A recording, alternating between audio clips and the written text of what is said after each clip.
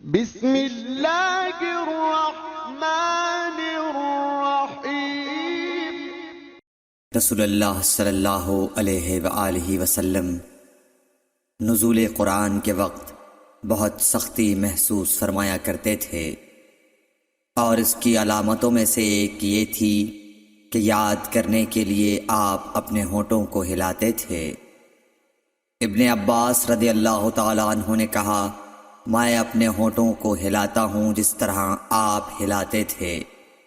سعید کہتے ہیں، میں بھی اپنے ہونٹ ہلاتا ہوں جس طرح ابن عباس رضی اللہ تعالیٰ عنہ کو میں نے ہلاتے دیکھا۔ پھر انہوں نے اپنے ہونٹ ہلائے۔ ابن عباس رضی اللہ تعالیٰ عنہ نے کہا، پھر یہ آیت اتری کہ اے محمد، قرآن کو جلد جلد یاد کرنے کے لیے اپنی زبان نہ ہلاؤ، اس کا جمع کر دینا اور پڑھا دینا ہمارا ذمہ ہے۔ حضرت ابن عباس رضی اللہ تعالی عنہ کہتے ہیں، یعنی قرآن آپ صلی اللہ علیہ وآلہ وسلم کے دل میں جما دینا اور پڑھا دینا ہمارے ذمہ ہے۔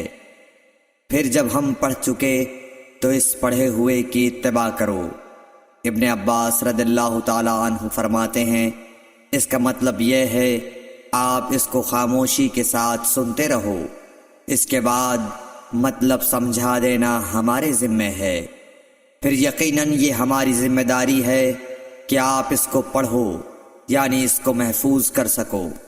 چنانچہ اس کے بعد جب آپ کے پاس حضرت جبرائیل علیہ السلام وحی لے کر آتے تو آپ توجہ سے سنتے، جب وہ چلے جاتے تو رسول اللہ صلی اللہ علیہ وسلم اس وحی کو اس طرح پڑھتے جس طرح حضرت جبرائیل علیہ السلام نے اسے پڑھا تھا۔